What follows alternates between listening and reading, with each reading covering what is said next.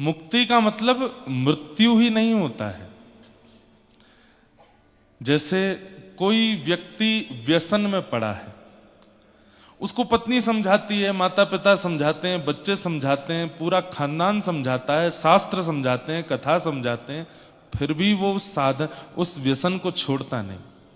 इसका मतलब क्या है? वो निर्मुक्त है, वो मुक्त नहीं है, वो बंधन में है। किसके?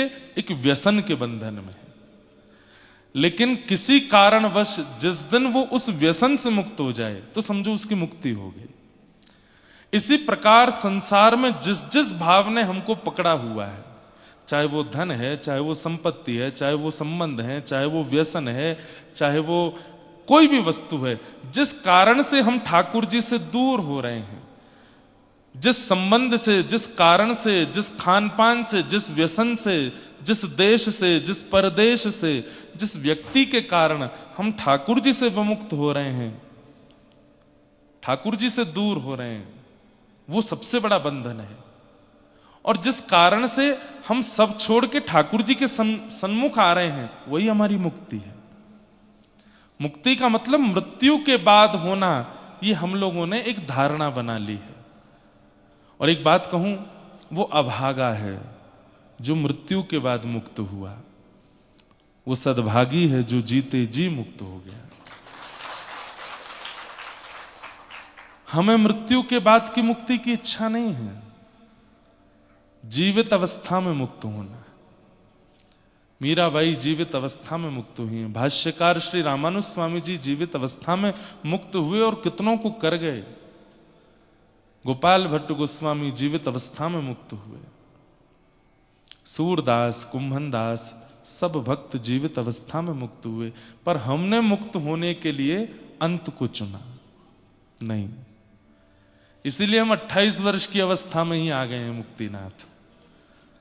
कि अगर जीवन 80 वर्ष का भी होगा, 70 का भी हो, जितना भी हो मैं शायद बहुत ज्यादा भी बोल रहा हूं, पता ही नहीं कितना हो, तो कम से कम अभी से ही प्रारंभ हो जाए और आना जाना लगा रहे। आज हमारे ये देखो, ये कुशा की पवित्र माला अभिमंत्रित नारायण कवच से सिद्ध की हुई हमारे आचार्य जी ने हमको पहनाई है और कहा आप थोड़ी देर इसको धारण करके कथा करिएगा। मैंने कहा जी जरूर। हम जिस आसन पर बैठते हैं वो भी कुशा का है, वो भी स्वामी जी ने ही अपने हाथ से बनाया। आप नेपाल के ही निवासी।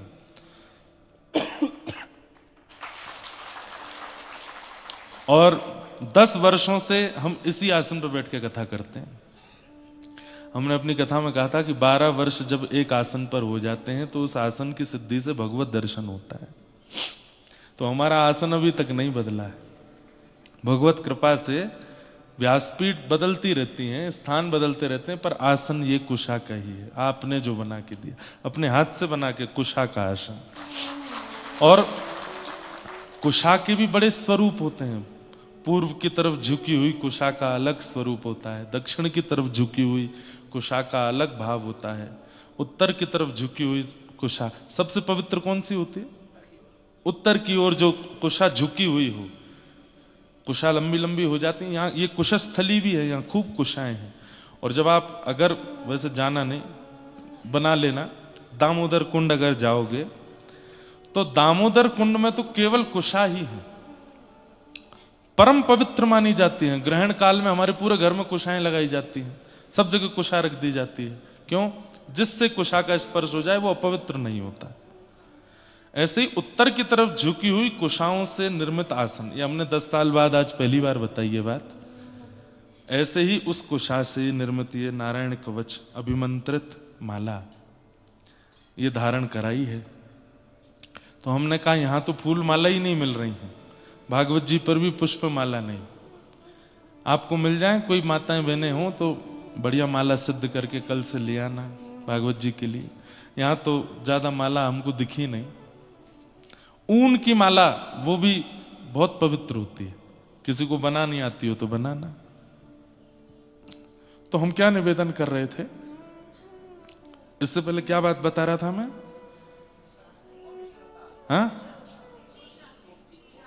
हाँ, मुक्ति के ऊपर चर्चा कर रहे थे। ध्यान से सुना करो थोड़ा। और ये बहुत एक प्रकार से कह दूं वीवीवीवीआईपी कथा है। यहां कोई आजकल हमारे पीछे बड़े आडंबर चल गए हैं वीआईपी वाले। हर कथा में वीआईपी एंट्री होती है, राजनेता लोग आना होता है, वहां वो आ रहे हैं, कोई एक्टर आ रहे हैं, कोई सिंगर आ रहे हैं, बेचारे जो श्रोता प्रेमी वो पीछे बैठे हैं। ये वीवीवीआईपी कथा है।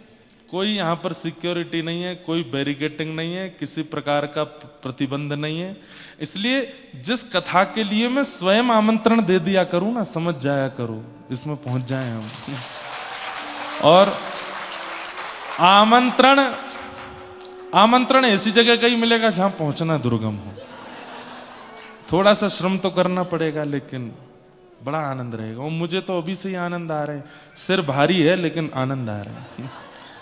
थोड़ा होता है पहले दिन। आपको पता है बद्रीनाथ से 2000 फीट ऊंचाई पर हो आप, केदारनाथ से 700 फीट ज्यादा ऊंचाई पर है, लेकिन बद्रीनाथ केदारनाथ में जितनी ज्यादा मौसम की हालत रहती है वैसे यहां मुक्तिनाथ भगवान ने नहीं कर रखी। अच्छा है, बाकी कुछ पता नहीं है यहां के मौसम का, कभी भी बदल जाता है। तो मुक्ति मृत्यु का नहीं, जीवित अवस्था का विषय है। कथा हम क्यों सुनते हैं? कथा हम इसीलिए सुनते हैं ताकि जितने बंधन हैं उन सब से मैं मुक्त हो जाऊं। और जब मैं सब बंधनों से मुक्त हूं तो मैं फ्री हो गया, अब फ्री हूं, अब नाथ आप मुझे बांध सकते हो। ठाकुर जी क्यों नहीं बांध रहे हैं? क्योंकि ठाकुर जी को पता है पहले से ही जंजीरों में बंधा है, पहले से ही इतने विषयों में फंसा है। इसको मैं भी अगर बांध दूं तो मेरा बांधा हुआ तो बहुत ज्यादा फिर दिक्कतदायी हो जाएगा। मीरा चरित्र उठा के देख लेना, सूरदास जी का चरित्र उठा के देख लेना, नाभाजी का चरित्र उठा के देख लेना। ठाकुर जी बांधते हैं तो फिर एक अलग प्रकार की प्रणालिका चलती है। और ठाकुर जी जब देख रहे हैं कि पहले से ही बंधा है इतना संसार में, मैं और बांध के इसको कष्ट क्यों दूं, इसलिए ठाकुर जी बांधते नहीं। लेकिन व्यक्ति जब मुक्त हो जाता है, गुरु चरणों में आकर के कथा श्रवण करके वैदिक वांग्मय भागवत जी का अनुसंधान करते हुए जब मुक्त होता चला जाता है, पूर्ण रूपेण मुक्त हो जाता है, तब ठाकुर जी कहते हैं अब कोई बंधन नहीं, अब मेरा बंधन होगा, अब मैं बांधूंगा। दामोदर, जिनके उदर में रस्सी बांध रही हैं यशोदा मैया, उखल से जब लाला ने माखन चोरी करी, घर की मटकी फोड़ दई, तो यशोदा मैया बोली अरे और इनकी तो फोड़े, आज घर क्यों फोड़ दई, आज तो बांधूंगी। और ठाकुर जी को पकड़ करके उखल में बांधने लगी, रस्सी छोटी हो जाए। तो क्या कर रहे हैं? बोले अपने उदर में ही रस्सी को समेट रहे हैं, अपने उदर में ही बंधन बांधने वाली रस्सी को भर रहे हैं, इसीलिए भगवान का नाम पड़ गया दामोदर। लेकिन अंत में जब देखा कि यशोदा मैया के मुखमंडल पर पसीने आए तो ठाकुर जी बंध गए। उसके बाद 2 वृक्षों के बीच से निकले, दोनों वृक्ष टूट के गिरे। यशोदा मैया ने जब देखा तो रस्सी खोल दी और उसको उत्तर दिशा में फेंका।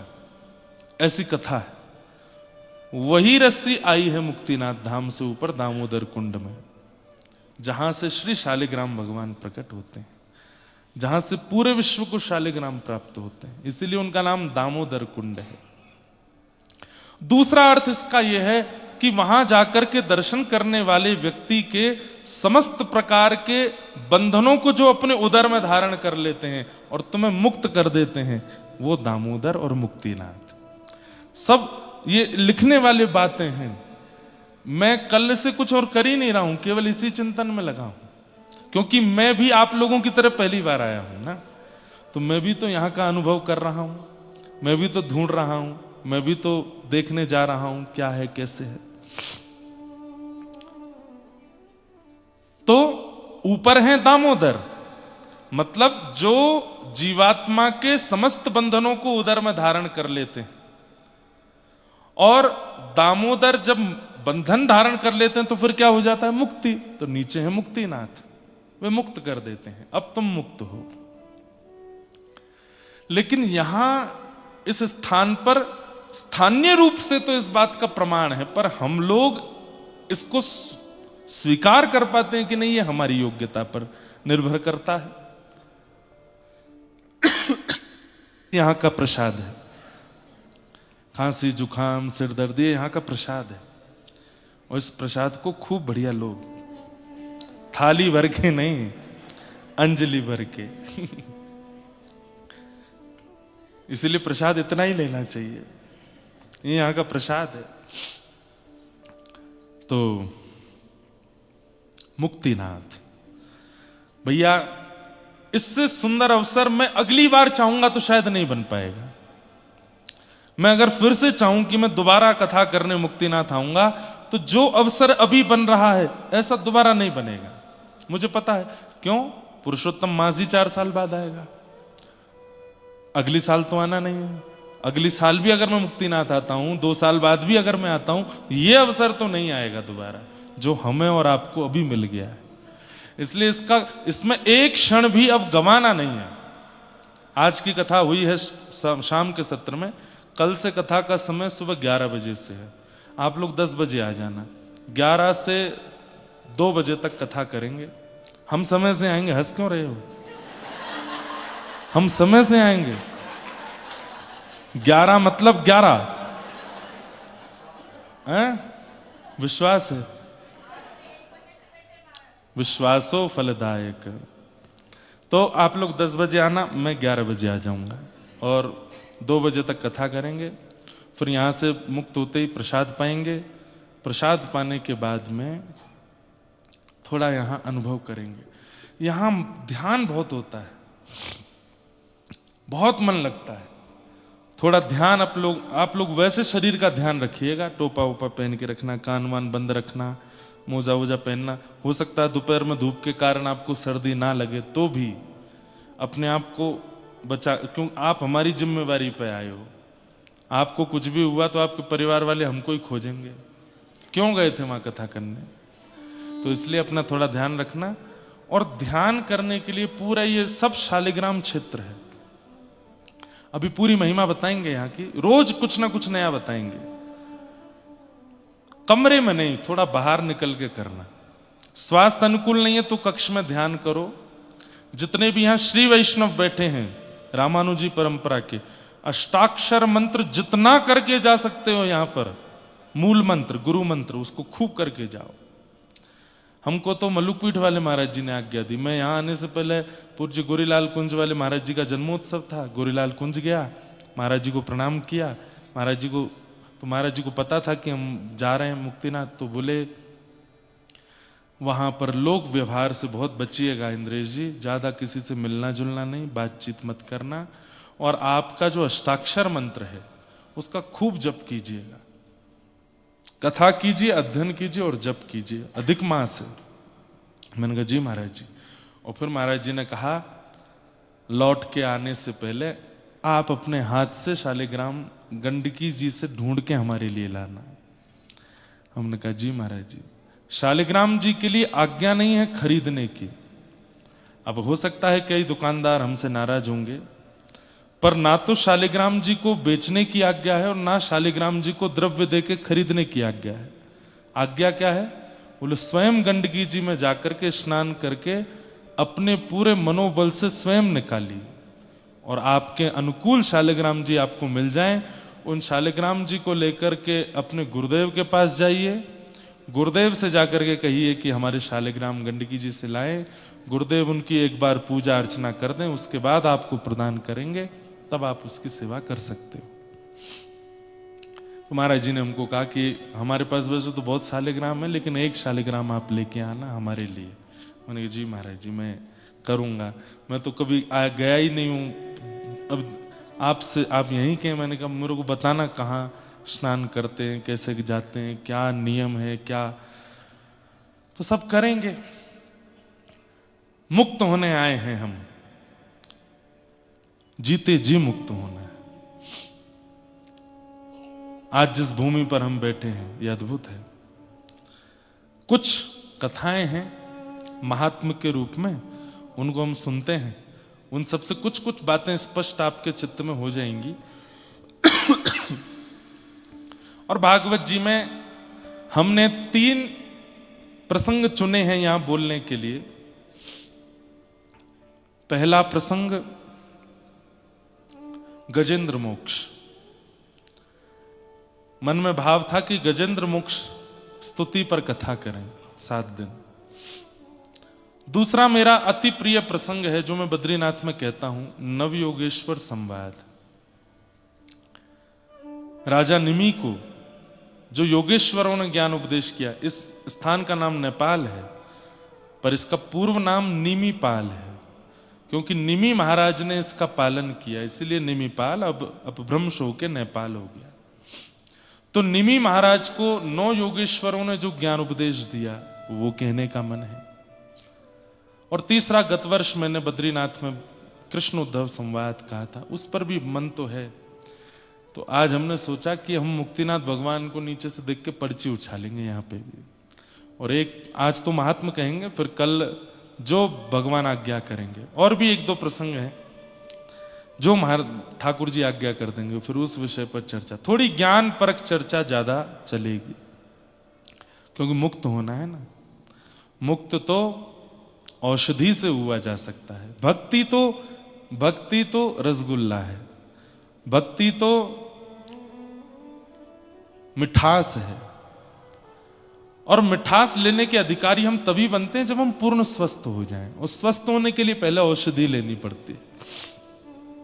तो यहां औषधि युक्त कथा थोड़ी होगी, आप लोग ध्यान से सुनना, पर बहुत आनंद आएगा। निद्रा देवी को आने मत देना, क्योंकि मौसम ऐसा है और इतनी शांति, और धीमे धीमे हमारे जो गंधर्व जी हैं वो भी 4 ही आए हैं, ज्यादा हमने पहले ही कहा, मैंने कहा ध्यान वाला संगीत ही चलेगा।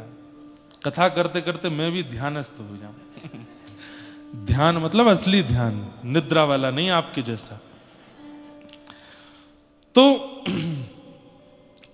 बंधुओं, इस भूमि के बारे में पहले आप लोग थोड़ी थोड़ी बातें जो मुझे जहां जहां से समझ में आई हैं वो आप समझ लीजिए। इस पूरे क्षेत्र को मुक्तिनाथ कहते हैं। कितना बड़ा ये क्षेत्र है? तो कहते हैं 12 कोश तक, 12 कोश उत्तर पूर्व पश्चिम दक्षिण, एक कोश में 3 किलोमीटर होते हैं। तो 12 कोश तक जितना भी है ये सब मुक्तिनाथ क्षेत्र है, दामोदर कुंड से। ये संपूर्ण शालिग्राम भगवान का ही स्थान है। इसलिए हमारे भाष्यकार शेषावतार रामानुज स्वामी जी जब यहां आए तो उन्होंने देखा कि ये तो सब शालिग्राम है। अब ऐसा करना नहीं है, लेकिन उन्होंने क्या किया वो सुन लीजिए। वो चल करके नहीं आए मुक्तिनाथ, घुटने पर आए। क्यों? शालिग्राम जी पर हम चरण कैसे रख सकते?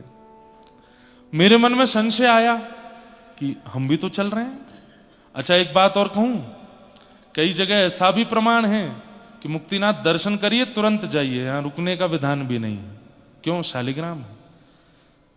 लेकिन हम तो 7 दिन रुकने वाले हैं, तो फिर इसके पीछे क्या? तब हमने कुछ आचार्यों से पूछा तो आचार्यों ने कहा, ज्ञानी ध्यानी जो होते हैं उन लोगों को अपराध बोध होता है, पर बालक जब मां की गोद में होता है वहीं सो जाता है, वहीं वमन कर देता है, वहीं मलमूत्र त्याग देता है। आप ये सोच करके मुक्तिनाथ में विराजो कि ये हमारी मां है, शालिग्राम भगवान हमारी मैया हैं और हम उनकी गोद में बैठे। इस भाव से अगर यहां रहोगे तो दोष नहीं है।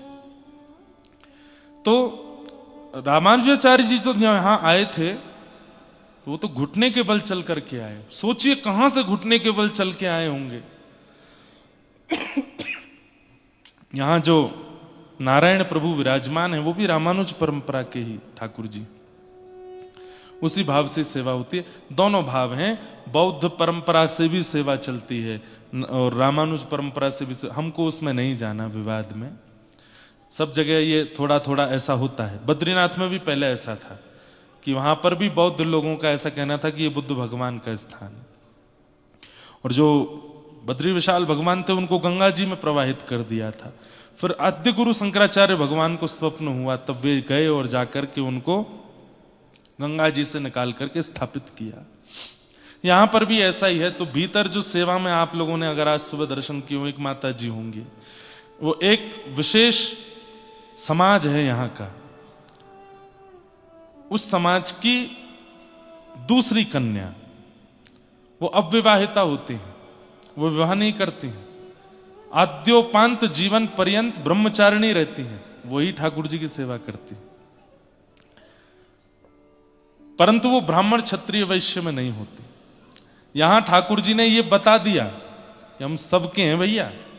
कई लोग हम पर प्रश्न उठा लेते हैं कि आप तो केवल उनके हो, आप तो केवल उनके हो, आप तो केवल उन्हीं की सेवा। नहीं, सबके यथा उचित जहां जहां ठाकुर जी सबकी सेवा। जगन्नाथपुरी में रामानुजाचार्य जी गए, पंडा पुजारियों को बाहर कर दिया, बोले तुम लोग कैसे सेवा करते हो, हम करेंगे सेवा। तो जगन्नाथ प्रभु भावुक हो गए और रामानुजाचार्य जी से गए, दक्षिण में श्रीरंगम में सेवा कीजिए, तिरुनारायण में मेरी सेवा कीजिए, पर यहां उनसे ही मुझे करवाने दीजिए, मुझे उनकी सेवा ही प्रिय है। न जाने कौन से गुण पर दयानिधि रीझ जाते हैं। तो यहां पर भी निश्चित ही वो जो माताएं सेवा करती हैं, उनके पूर्व के कोई होंगे ऐसे, उन्होंने कुछ ऐसा नियम किया होगा कि उससे आज तक रीझ रहे हैं ठाकुर जी, आज तक ठाकुर जी वो सेवा स्वीकार कर रहे हैं। पर रामानुज परंपरा के एक आचार्य भी वहां विराजते हैं, वो ठाकुर जी की पूजा आरती वगैरह सेवा करते हैं, दोनों भाव से सेवा है। तो थोड़ा बौद्ध मत भी यहां है और वैष्णव मत भी यहां है, पर हमको जैसी ठाकुर जी की इच्छा, कोई इच्छा रही होगी इसमें भी। तो ये पूरा क्षेत्र शालिग्राम भगवान का माना जाता है। ऐसा कहते हैं कि अत्यंत अपवित्र जगह, वहां पर यदि एक शालिग्राम भगवान भी यदि पधरा दिए जाते हैं तो वो शालिग्राम जी के स्थापित होते ही वो स्थान पवित्र हो जाता है। अत्यंत असुचि स्थान जो पवित्र नहीं है, वहां पर शालिग्राम जी विराज जाएं तो वो स्थान पवित्र हो जाता है। कहते हैं अगर किसी स्थान पर 12 शालिग्राम विराजमान हो जाएं, 12 शालिग्राम यदि कहीं पर विराजमान हो जाएं तो 4 कोस तक, यानी कि एक कोस में 3 किलोमीटर, 4 कोस तक का क्षेत्र पवित्र हो जाता है 12 शालिग्राम विराजमान होने से। और यदि कहीं 1.25 लाख शालिग्राम विराजमान हो जाएं तो कहते हैं उस पूरे क्षेत्र के कीट पतंगा चींटी आदि कोई भी प्राण त्यागते हैं, सीधे वैकुंठ को प्राप्त होते हैं। 1.25 लाख की क्या बात चले, अरबों खरबों शालिग्राम है यहां पर जहां हम बैठे हैं। यहां आना ही बहुत बड़ी बात है। यहां जो आप श्वास ले रहे हैं, यहां जो आप शयन कर रहे हैं, यहां जो आप चिंतन कर रहे हैं, यहां जो आप खा रहे हैं, सब शालिग्राम भगवान से स्पर्श होकर प्राप्त हो रहा है। इसलिए इसको मुक्तिनाथ कहते हैं। ये मुक्तिनाथ का क्षेत्र है। शालिग्राम भगवान कैसे प्रकट हुए, ये कथा भी लगभग सबको पता ही होगी, लेकिन दोहरा देते हैं। जलंधर नाम का एक राक्षस था, भगवान शिव के रोष से प्रकट हुआ था, क्रोध से। इतना तीव्र था कि उसको कोई सहन नहीं कर पा रहा था।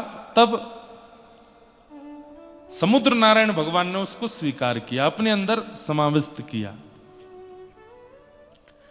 और कालांतर में वो समुद्र से प्रकट हुआ, इसलिए वो समुद्र का पुत्र माना गया, जलंधर। लक्ष्मी जी उसकी बहन हुई, भगवान से लक्ष्मी जी का विवाह हुआ, इसलिए जलंधर भगवान का इनडायरेक्ट वे में साला भी लगता था। लेकिन भगवान पहले ही कह चुके हैं, शिव द्रोही मम दास कहावा, सो नर सपने हूं मोह न पावा। बहुत ध्यान से सुनते रहिएगा, एक एक प्रसंग, एक एक भाव। लक्ष्मी जी का भाई है, भगवान का साला है, समुद्र का पुत्र है, स्वयं महादेव के ही मस्तिष्क से प्रकट हुआ है, रोष से प्रकट हुआ है। लेकिन उसके मन में इच्छा प्रकट हो गई पार्वती जी के पातिव्रत को नष्ट करने की, और उसके लिए उसने शिव रूप धारण किया। लोग बाग भगवान पर प्रश्न उठाते हैं कि भगवान ने वृंदा के पातिव्रत धर्म को क्यों नष्ट किया। उससे पूर्व की कथा सुनना जरूरी है, क्योंकि जलंधर ने जो किया था वो पाप नहीं, वो महापाप की श्रेणी में आता है। महादेव का रूप धारण करके पार्वती जी का पातिव्रत नष्ट करने के लिए चला था। पार्वती जी कौन है? अगर महादेव से जलंधर प्रादुर्भाव हुआ तो महादेव उसके पिता हैं और पार्वती उसकी मैया है। अपनी ही मां के प्रति ऐसी भावना रख के चला है, तो पहले तो पार्वती जी का पातिव्रत नष्ट करने चला, ये महापाप। उसके बाद वह स्त्री भी कोई और नहीं है, उन्हीं की स्वयं की मैया है, जलंधर की मां लगती हैं पार्वती। महा महा महा महा महा पाप की श्रेणी में जलंधर पहुंच गया है। महादेव का रूप धारण करके पार्वती जी के सन्मुख गया, लेकिन पार्वती जी का सौंदर्य देख ही नहीं पाया। इतनी सुंदर पार्वती जी, वहीं मूर्छित होकर गिर पड़ा। पार्वती समझ गई महादेव तो नहीं है ये, मेरा सौंदर्य सब नहीं सह सकते, पर महादेव तो देवादिदेव हैं, उन पर किसी की सुंदरता का प्रभाव नहीं होता, ये कोई और ही है। मूर्छित होते ही अपने असली रूप में आया जलंधर। देवताओं ने सोच लिया कि इसने बहुत बड़ा अपराध किया है, इसको दंड मिलना चाहिए। लेकिन तभी जलंधर के जीवन में आई वृंदा, जिनका पातिव्रत ऐसा था कि कोई भी देवता जलंधर का बालमाका नहीं कर पा रहा था। जलंधर महापापी, जलंधर अपने जीवन में बहुत कुछ पाप कर चुका है, लेकिन पत्नी के पातिव्रत के कवच से बच रहा था।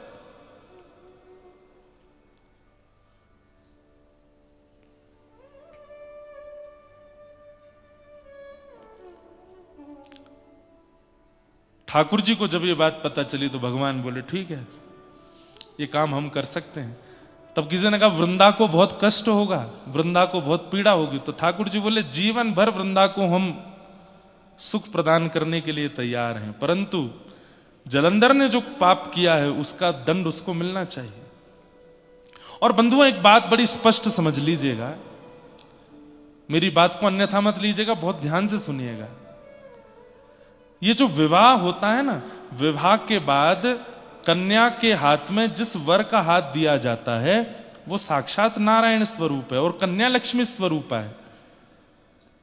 यदि कन्या उस वर के प्रति नारायण बुद्धि रख के, परब्रह्म बुद्धि रख के, पति परमेश्वर होते हैं ना, उनको परमेश्वर मान करके यदि सेवा करे और उनके प्रति कोई दोष ना रख के उनके प्रति पूर्ण समर्पण कर दे, तो भगवान कहते हैं जिस प्रकार लड्डू गोपाल की सेवा करते हैं, घर में राधा कृष्ण की सेवा करते हैं, जगन्नाथ जी की सेवा करते हैं, सेवा करते करते करते करते एक दिन मैं इतना प्रसन्न हो जाता हूं कि वह विग्रह की आवश्यकता नहीं होती, मैं स्वयं प्रकट हो जाता हूं। भगवान कहते हैं संसार में जितने भी पति हैं वो सब मेरे विग्रह हैं, उनके प्रति पत्नी का क्या भाव होता है मैं देखता हूं। और जब मुझे लगता है कि ये पूर्ण समर्पण से बिल्कुल त्याग में होकर के उसकी सेवा कर रही हैं, तब उस पति विग्रह को हटा के मैं आ जाता हूं, मैं ही उसको स्वीकार कर लेता हूं। पति विग्रह है, जैसे विग्रह की घर में सेवा होती है ऐसी सेवा वेवा कर दिया करो उसकी, उसके पाम दबा दो, उसको खाना पीना खिला दो, उससे प्रेम से बात कर लो। आजकल वुमेन एम्पावरमेंट वाले इसको बहुत गलत लेते हैं। क्यों? पति क्यों नहीं कर सकता? क्योंकि पत्नी उसको लक्ष्मी जी नहीं मिलेंगी ना, आपको ही नारायण मिलने वाले। और इस बात का प्रमाण वृंदा की कथा। वृंदा का पातिव्रत ऐसा है जलंधर के, क्या वृंदा नहीं जानती कि जलंधर ठीक नहीं है? जानती है, लेकिन फिर भी पति हैं मेरे, और उस पातिव्रत का पूर्ण रूपेण पालन कर रही है। देवताओं ने जाके भगवान से कहा प्रभु आप जलंधर का रूप बना करके जाएंगे, संसार आप पर प्रश्न उठाएगा। भगवान बोले नहीं, पतिव्रता नारी के पातिव्रत का फल ही यही है कि विग्रह पति का अंतर्ध्यान होना और मेरी प्राप्ति हो जाना। और वृंदा को अब मेरी प्राप्ति होगी। और भगवान जलंधर का रूप धारण करके चले गए। वहां जलंधर युद्ध भूमि में था, बड़े बड़े बाण भी उसका बाल बाका नहीं कर पाते थे। क्यों? वृंदा का पातिव्रत। आज भगवान नारायण जब जलंधर रूप धारण करके गए और वृंदा ने जैसे ही देखा, बंधुओं पातिव्रत धर्म नष्ट हो जाता है पति के अलावा किसी के प्रति प्रेम भरी दृष्टि से देख भी लो तो। प्रेम भरी मतलब जिस दृष्टि से पति को देखते हैं उस दृष्टि से अन्य पुरुष को देख भी लिया तो धर्म नष्ट हो जाता है। अब सामने द्वार पर जलंधर के रूप में भगवान खड़े और जैसे ही उसने देखा आप ठीक आप आ गए, रुकिए मैं थाल पूजा का लाती हूं, और उसी भावना से जैसे भगवान को देखा पातिव्रत धर्म नष्ट हुआ और जलंधर की मृत्यु हो गई। जब पता चला, अपने पति के सर को धड़ से अलग देखा, वृंदा ने, तुम कौन हो? तुम मेरे पति नहीं हो। शंख चक्र गदा पद्मधारी श्रीमन नारायण प्रकट हो गए। प्रकट होकर के कहा, वृंदा तुम्हारे पातिव्रत धर्म से प्रसन्न होकर मैं तुम्हें प्राप्त हो रहा हूं। लेकिन वृंदा का पातिव्रत ऐसा कि साक्षात नारायण सामने आ गए हैं, लेकिन फिर भी असुर बुद्धि वाला पति ही प्रिय है। अरे तुम्हारे पास हृदय नहीं है क्या? अरे हृदय की कोमलता कहां चली गई? नारायण बने घूमते हो, परमात्मा बने घूमते हो, मेरे पातिव्रत को तोड़ने के लिए आपने बिल्कुल भी यह विचार नहीं किया कि मैं कितने कष्ट पीड़ा में चली जाऊंगी। आपके पास हृदय नहीं है, पाषाण है। मैं श्राप देती हूं, आप पाषाण हो जाओ। भगवान बोले, हम पाषाण हो जाएंगे? तो भगवान को कृपा करने के बदले तुम श्राप दे रही हो, तो इस दंड पर हम भी तुम्हें श्राप देते हैं कि तुम भी झाड़ बन जाओ। और झाड़ काहे की बनोगी? बोले तुलसी की। हम बनेंगे शालिग्राम और तुम बनोगी तुलसी महारानी, तब भी तुम्हारा संग नहीं छोड़ेंगे। क्यों? तुम्हारा पातिव्रत धर्म हमको बहुत प्रिय लगा है। जब तक पृथ्वी पर मेरी अर्चना सेवा चलती रहेगी वृंदा, तुम मेरे समीप ही रहोगे। और भगवान शालिग्राम बन गए। शालिग्राम बन के दामोदर कुंड में विराजमान हो गए। और ये पूरा शालिग्राम क्षेत्र है। शालिग्राम भगवान साक्षात नारायण स्वरूप माने जाते हैं। उनकी आराधना, पूजा, सेवा, अर्चना, अब उसके कितनी महिमाएं ये तो हम 7 दिन तक सुनते ही रहेंगे। धो के पी लो, दिखा के खा लो, इतनी सामान्य सी सेवा है। शालिग्राम भगवान को नहला करके चरणामृत पी लो, प्रसाद दिखा के पालो, बस ये सबसे इससे ज्यादा कुछ नहीं करना है। और बस एक काम और, क्या? शालिग्राम भगवान सदैव तुलसी जी के साथ में रहे। शालिग्राम भगवान प्रकट हो गए मुक्तिनाथ क्षेत्र से, और वृंदा यानी कि तुलसी, उनके साथ सदैव आपका निवास होने लगा। इस प्रकार भगवान शालिग्राम रूप में प्रतिष्ठित हुए, शालिग्राम रूप में विराजमान हुए। अब यहां नेपाल में जो गंडकी मैया हैं, इनको कृष्ण गंडकी कहते हैं, और आजकल की भाषा में काली गंडकी बोलते हैं। काली गंडकी आप देखेंगे तो गंडकी जी का जो जल भी है वो भी काला है, पर मूल नाम उनका कृष्ण गंडकी है। कृष्ण मतलब भी काला ही है, कृष्ण गंडकी। एक यहां श्वेत गंडकी भी है, एक श्वेत गंडकी है, एक कृष्ण गंडकी है। ये कृष्ण गंडकी है जो पूरे रास्ते हमको दर्शन देते आ रही थी। आप में से पता नहीं किसी ने, एक आध ने तो किए होंगे। जोमसोम जब आपने हवाई पट्टी पार करी, उसके बाद में बहुत बड़ी शालिग्राम शिला गंडकी जी में विराजमान थी। लगभग सबने दर्शन किए उस शिला के।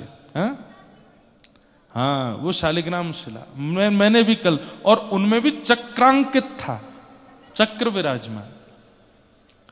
अब ये चक्रांकित कैसे है, इसके पीछे भी 2-3 कथा आती हैं। पहले गंडकी जी की भी एक कथा सुनो। शालिग्राम भगवान का एक और नाम है, क्या? गंडकी नंदन। क्या नाम है? हाँ, क्योंकि गंडकी जो थी ये पूर्व जन्म में एक वैश्या थी, और किसी कारणवश मजबूरी में वो कार्य हुआ होगा। लेकिन आप जब यशोदा जी का चरित्र सुनती थी, कौशल्या मैया का चरित्र सुनती थी, तो नेत्र सजल हो जाते थे। दुनिया की भावना रहती है कि वो परमात्मा मुझे प्रियतम रूप में मिले, लेकिन गंडकी जी अपने पूर्व जन्म में, मुझे नाम स्मृति में नहीं आया, कल पता चलेगा तो मैं बताऊंगा, अपने पूर्व जन्म में ठाकुर जी को यही प्रार्थना करती थी कि नाथ जय, जो सुख आपने यशोदा को दिया, जो सुख आपने कौशल्या को दिया, वो सुख मुझे भी दो, मैं भी आपको गोद में खिलाऊं। तो भगवान प्रसन्न हो गए। प्रसन्न होके प्रकट होके बोले, आपने इतनी अच्छी कामना करी है मैया, मैं वचन देता हूं। बोले क्या? कौशल्या मैया के गर्भ से तो एक बार आए हम, देवकी मैया के गर्भ से तो एक बार आए हम, लेकिन आपकी गर्भ से हम बार बार प्रकट हुआ करेंगे।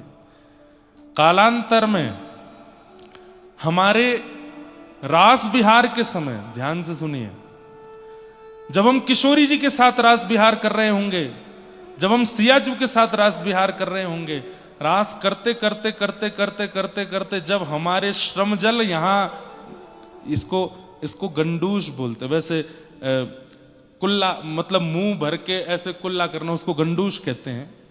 पर इस क्षेत्र में जब पसीना आवेगा, प्रश्वेत आवेंगे, और वो जब यहां से गिरेंगे, गाल से नीचे जो बिंदु गिरेगा वही आपका रूप होगा।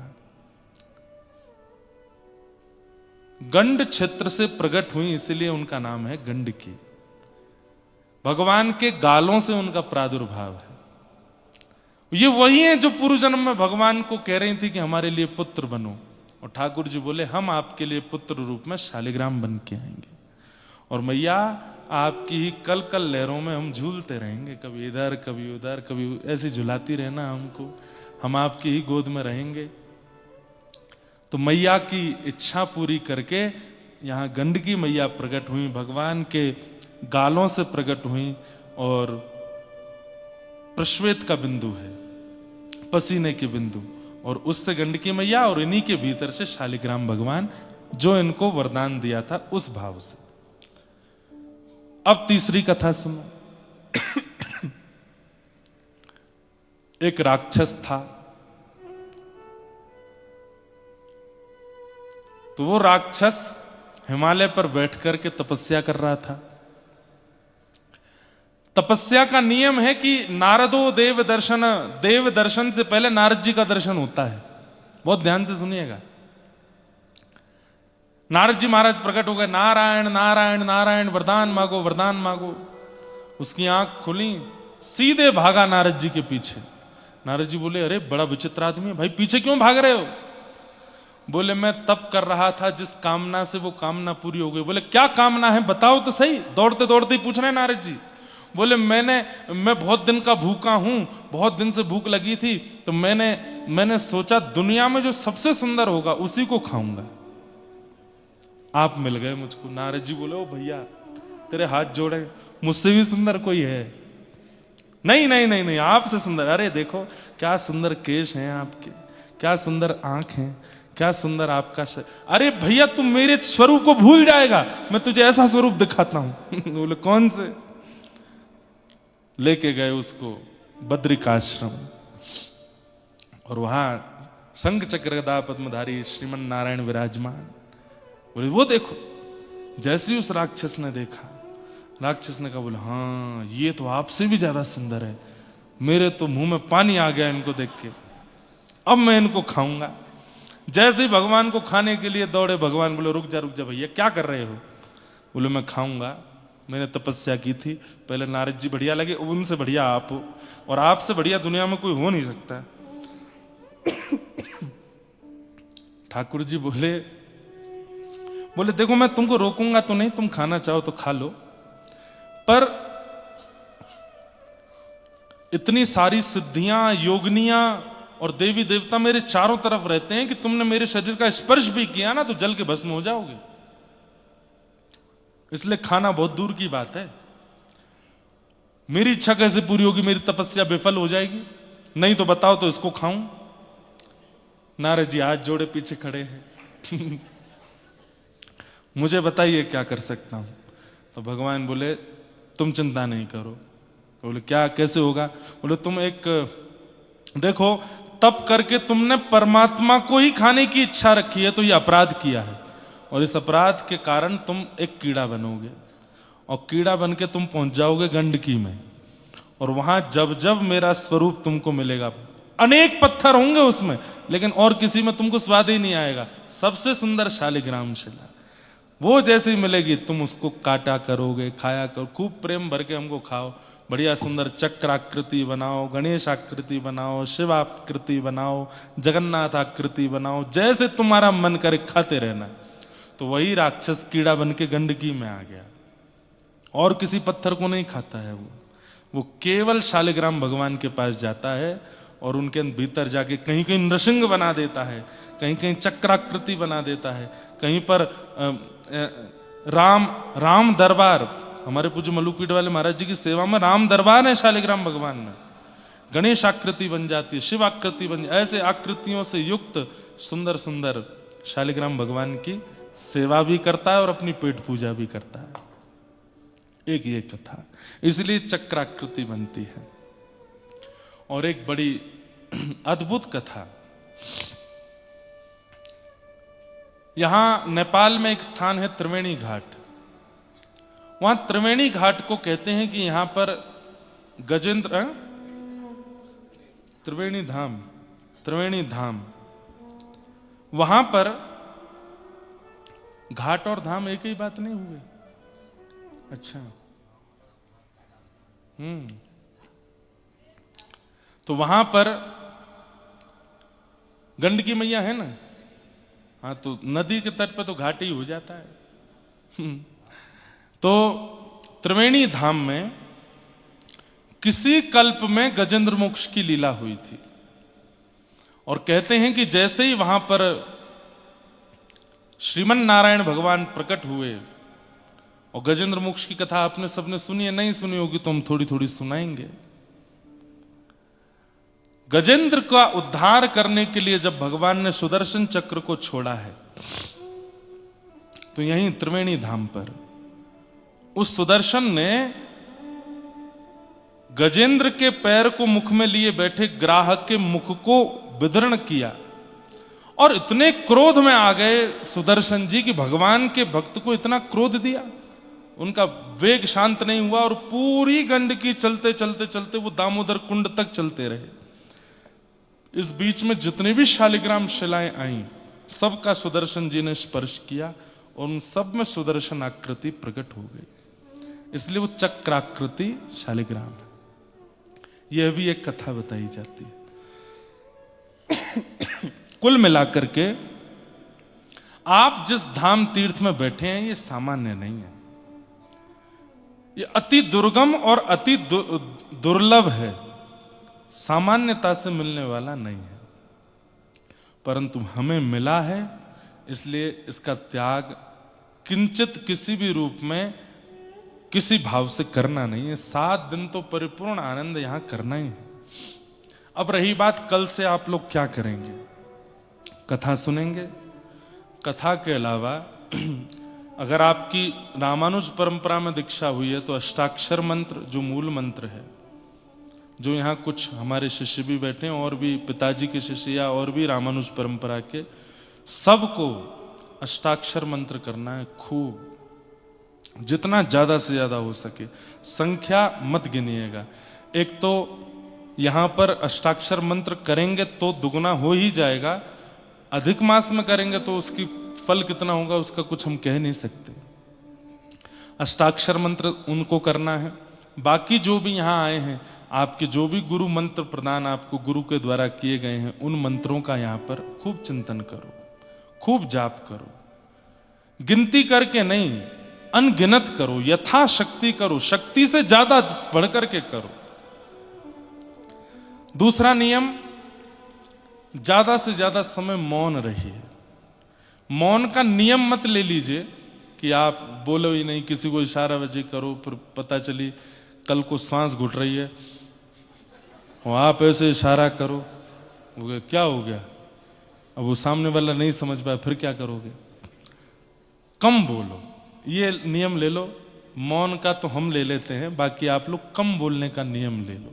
कम बोलो, बहुत कम बोलिए, जितना ज्यादा से ज्यादा हो सके हरि नाम, कृष्ण नाम, राधे नाम, गोविंद नाम, गोपाल नाम, वृंदावन का नाम, युगल नाम, राधे कृष्ण कृष्ण कृष्ण राधे राधे, राधे श्याम श्याम श्याम राधे राधे, युगल नाम, महामंत्र जो आपको प्रिय लगता है, विजय महामंत्र श्री राम जय जय राम, श्री राम जय जय राम। द्वादशाक्षर मंत्र ओम नमो भगवते वासुदेव। इनका जप करो, खूब जप करो। एक ही पकड़ लीजिए, उस एक को ही करना है 7 दिन तक। किसी किसी के मन में महाराज जी जब हम करते हैं तो कुछ और भी आता है, उसको भी कर लो। जब आलू की सब्जी बनी है, कोई चटनी परोस जाए तो उसको भी पा लो। बीच में खीर आ जाए तो वो भी खा लो। बीच में छाछ आ जाए तो वो भी पी लो। लेकिन इसका मतलब ये नहीं कि सब गुड़ गोबर नहीं करो।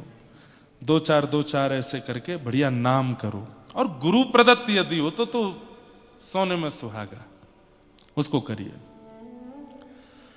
पर्वतों की थोड़ी ऊंचाई जहां बढ़िया लगे वहां आसन लगा के बैठो। बढ़िया सॉल वॉल पहन के कान वान बंद करके बढ़िया ध्यान करो, नाम करो, ध्यान करो। नेटवर्क तो आएंगे नहीं, यहां पर सिम ही नहीं चलेगी। चल रही है, बहुत बढ़िया। इंटरनेशनल रोमिंग होगी। सब कुछ करके मतलब थोड़ा डिटैच रहो उस दुनिया से जहां पे हम रहते हैं। नहीं तो क्या फायदा, यहां आकर के भी वही सब कर रहे हो जो वहां करते हो, क्या फायदा। तीसरा, गजेंद्र मोक्ष, नारायण कवच या विष्णु सहस्त्र नाम, इनका पाठ करना है। मैं भी वैसे योजना आज बना लूंगा, नहीं तो हम ही कल कथा में बता दिया करेंगे। कल से तो कथा सुबह होगी, शाम का एक समय दे देंगे, वहां सब लोग पहुंच जाओ। वहां पहुंच करके बढ़िया सब लोगों को एक PDF मिल जाया करेगा। कभी नारायण कवच का पाठ करेंगे, गजेंद्र मोक्ष का पाठ करेंगे, गोपाल सहस्त्र नाम का पाठ करेंगे, राधा कृपा कटाक्ष का पाठ करेंगे, जो स्तुतियों का पाठ करेंगे, संस्कृत वद्य स्तुतियों का। अच्छा आनंद रहेगा यहां पर। और अगर हम नहीं बता पाए कल तो अपने आप कर लेना। तो वो सब भाव है, क्योंकि हम कुछ और भी खोजने आए हैं यहाँ पे, तो वो उसमें भी व्यस्त हो सकते हैं। ये सब आपको नियम क्रम करने हैं। और जाने से पूर्व सोच के समझ के पूछ करके, भाई लोग यज्ञोपवीत धारण करके ही आप शालिग्राम जी की सेवा कर सकते हो। यदि यज्ञोपवीत धारण नहीं करते हैं तो शालिग्राम भगवान की सेवा का अधिकार नहीं। इसलिए जब अधिक मास पूर्ण हो जाए उसके बाद यज्ञोपवीत कराइए, उसके बाद शालिग्राम भगवान सेवा करिए। शालिग्राम भगवान की सेवा में और क्या क्या नियम आदि सब होते हैं वो सब हम सब बताएंगे कथाओं में। माताएं बहनों को परहेज करना चाहिए। शालिग्राम भगवान की सेवा में सेवा की सब सामग्री आप प्रकट कर सकते हो। ठाकुर जी के लिए भोग आप प्रकट कर सकते हो, ठाकुर जी के लिए चंदन आप घिस सकते हो, ठाकुर जी के लिए कई शालिग्राम भगवान वस्त्र भी पहनते हैं तो वस्त्र आप बना सकते हो। पर स्पर्श करके सेवा का अधिकार हम पुरुषों को नहीं बोल रहे हैं, उसी को है जो यज्ञोपवीत पहनता हो। अब यज्ञोपवीत पहनने के लिए आपको गायत्री दीक्षा लेनी पड़ेगी। गायत्री दीक्षा जब महापुरुष देंगे उसके बाद ही यज्ञोपवीत होगा। नहीं तो सबसे सरल सेवा शालिग्राम भगवान की है। बस ये थोड़े नियम का पालन करना पड़ेगा। इसमें किसी भी प्रकार की छूट या कटौती नहीं है, ये करना ही पड़ेगा। तो कल हम बताएंगे कि शालिग्राम भगवान कहां कैसे प्राप्त होते हैं। वैसे तो दामोदर कुंड जो है वहां जाने का रास्ता थोड़ा दुर्गम है। ट्रैकिंग करके लोग जाते हैं, कई लोग 1 दिन में भी पहुंच जाते हैं, कई 2 दिन में भी पहुंचते हैं। पर हेलीकॉप्टर की भी एक सेवा जोमसोम से चलती है और वो हेलीकॉप्टर आपको लेकर के जाएगा, दामोदर कुंड दर्शन करा के तुरंत लेके नीचे आता। कहते हैं वहां हेलीकॉप्टर बंद नहीं होता, बंद हुआ तो चालू नहीं हो पाएगा, इतना कम टेम्परेचर और सब है, अब भगवान जाने। और ये भी हमने सुना है कि दामोदर कुंड में आप तुलसी पत्र हाथ में लेकर के जैसे ही पधराते हैं, शालिग्राम भगवान अपने आप आकर के श्री तुलसी जी का स्पर्श कर लेते हैं। अब ये तो वहां जाके देखेंगे, अनुभव करेंगे कैसे है क्या है। शालिग्राम का अर्थ क्या होता है? शाली का मतलब होता है, अब कई लोग शालेग्राम बोलते हैं, कई शालिग्राम बोलते हैं, पर जो भी कहें इसका अर्थ क्या है? समस्त देवताओं का समूह जहां विराजमान है उनको शालिग्राम कहते हैं। सारे देवता विराजमान हैं उनके अंदर। किसी का आवाहन, जैसे गऊ में किसी का आवाहन नहीं करना पड़ता, सब देवता उसके अंदर विराजमान हैं, ऐसी शालिग्राम भगवान। सारे देवता जिसके अंदर विराजमान हैं वही शालिग्राम। अब एक अंतिम बात पे आऊं मैं, फिर उसके बाद महात्म कह के विश्राम करेंगे। विश्व में जहां कहीं भी आप भगवान का दर्शन कर रहे हो, अगर वो शालिग्राम निर्मित हैं तो उन सबका जन्म स्थान मुक्तिनाथ धाम है, वो यहीं से ही गए हैं। बद्रिकाश्रम में बद्री विशाल भगवान शालिग्राम स्वरूप है, कहीं ना कहीं से पूर्व में वे भी मुक्तिनाथ धाम से गए। श्री जगन्नाथ महाप्रभु के हृदय में जीवित शालिग्राम है, जीवित शालिग्राम विराजमान है, जो कि पहले नील माधव भगवान थे और उनकी विस्तार से कथा हम सुनाएंगे जून में, 28, 29, 30 जून जगन्नाथपुरी में। वे शालिग्राम भगवान भी यहीं से गए। हमारे तिरुनारायण तिरुपति बालाजी वे भी शालिग्राम स्वरूप हैं। हमारे श्री रंगनाथ भगवान जो कि दक्षिण में विराजमान है, उनका तो पूरा मंदिर ही शालिग्राम का है, वे भी यहीं से गए हैं। वृंदावन के राधा रमण लाल वे भी यहीं से गए हैं, श्री राधा रमण लाल भी यहीं से ही गए हैं। श्री गोपाल भट्ट गोस्वामी जी, आप श्रीरंगम में वेंकट भट्ट नाम के एक ब्राह्मण थे, उनके पुत्र हैं श्री गोपाल भट्ट जी। वेंकट भट्ट जी श्री रंगनाथ भगवान की सेवा करते थे, और एक दिन रंगनाथ भगवान की सेवा करते करते आपने जब पीछे देखा दर्शनार्थियों में उत्ताल नृत्य कर रहे थे चैतन्य महाप्रभु, उनके रूप को देख करके वेंकट भट्ट जी बड़े प्रभावित हुए और उन्होंने निवेदन किया, कहां से आए भगवान? तो कहा कि हम बंगाल से आए हैं, जगन्नाथपुरी से आए हैं। बोले हमारे घर चलिए ना, प्रसाद आदि पाइएगा, वहीं निवास कीजिएगा। तब श्री चैतन्य महाप्रभु वेंकट भट्ट जी के यहां गए और उन्हीं के छोटे पुत्र हैं श्री गोपाल भट्ट। उन्होंने जैसे ही चैतन्य महाप्रभु को देखा, बस मन लग गया। चैतन्य महाप्रभु ने गोपाल भट्ट जी को अपनी गोद में बिठाया, खूब स्नेह प्रेम दिया। गोपाल भट्ट जी को पता नहीं क्यों ऐसा लगा कि मेरे सर्वस्व मुझे मिल गए हों। छोटी अवस्था में भी उनको ही देख रहे हैं, उन्हीं को पकड़ रहे हैं, उनके पास ही बैठ रहे हैं। अगले दिन चैतन्य महाप्रभु ने इच्छा प्रकट की कि अब मैं आगे की यात्रा पर जाऊं। तो वेंकट भट्ट जी ने कहा, भगवान कैसे जाएंगे? बोले क्यों? बोले चातुर्मास प्रारंभ हो गया, अब तो 4 महीना रहना पड़ेगा। तब 4 महीने आप वहीं रहे और श्री गोपाल भट्ट गोस्वामी जी को पूर्ण रूपेण भक्त बना दिया। 4 महीने आप तो रहते थे, गोपाल भट्ट जी वहीं आगे बैठ जाते थे, कभी उनको कुछ शिक्षा देते, कभी उनको कुछ बताते, कभी उनको कुछ समझाते। 4 महीना बाद ऐसी स्थिति हो गई जैसे मां के बाजार जाने पर बालक रोता है, ऐसे श्री गोपाल भट्ट जी रोने लगे।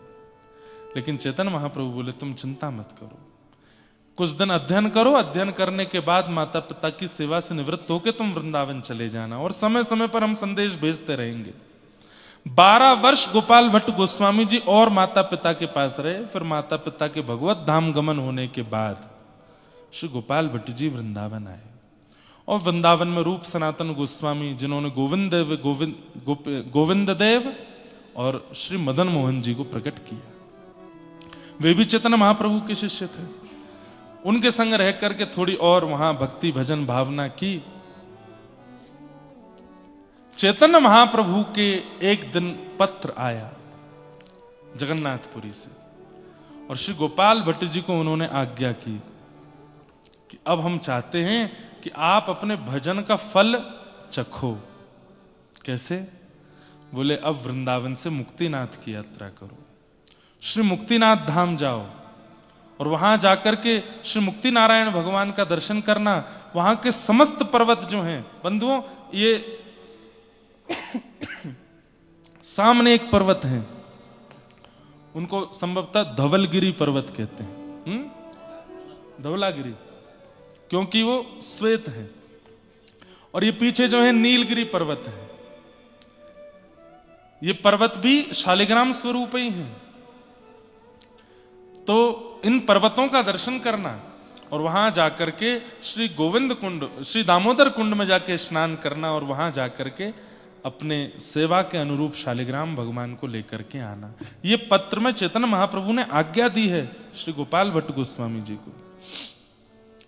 तब गोपाल भट्ट गोस्वामी जी गए हैं ऊपर दामोदर कुंड पर जाकर के स्नान आदि किए, तो कहते हैं इतने असंख्य शालिग्राम प्रकट हो गए, मानो सब शालिग्राम भगवान कहने लगे हमको ले चलो, हमको ले चलो, हमको ले चलो। तब आप बड़े संशय में आ गए, कौन से शालिग्राम भगवान लेकर के जाऊं? तो आपने नेत्र बंद करके और श्री चैतन्य महाप्रभु का स्मरण किया, और स्मरण करते हुए नेत्र बंद अवस्था में ही शालिग्राम भगवान उठाए, और जो हाथ में आए उन्हीं को ही अपने माथे से हृदय से लगा के खूब उन्माद नृत्य किया दामोदर कुंड पर, और उन्हीं को लेकर के आप फिर मुक्तिनाथ से होते हुए वापस वृंदावन पहुंचे। वृंदावन जाकर के उन्हीं की सेवा करने लगे, उन्हीं को इत्र लगाते हैं, उन्हीं को घी लगाते हैं, उन्हीं को भोग लगाते हैं, उन्हीं का सब कुछ करते हैं। मन में बस इच्छा प्रकट हो गई कि नाथ, सब कथा जानते हैं, आपकी नासिका, आपके नेत्र, आपके कान, आपके हस्तकमल, आपके चरण कमल भी होंगे ना, मुझे दर्शन कराइए ना। आप जब प्रहलाद के लिए नृसिंह बन के आ सकते हैं, तो गोपाल भट्ट के लिए हाथ पैर मुख धारण करके क्यों नहीं आ सकते? और उसमें भी कहते हैं ना कि घाव पर नमक छिड़क दिया हमारे श्री हरिराम व्यास जी ने जाके। ये कोई ऐसी वाली बात नहीं है कि उन्होंने गलत किया, बल्कि बंधुओं, आचार्यों की क्रिया तो और सहायक बनती है भगवत दर्शन में। उन्होंने जाकर के बस वहां कह दिया, बोले कहां है आपके भगवान का झूलन उत्सव है? बोले वो झूल रहे। तो कहां? अच्छा ये झूले रे झूले मेरे गंड की नंदन, झूले रे झूले मेरे गंड की नंदन, झूले रे झूले मेरे गंड की नंदन, झूले रे झूले मेरे गंड की नंदन। मानो भटा कढ़ी में बोरे, मानो भटा कढ़ी में आयो चंदन। ओ झूले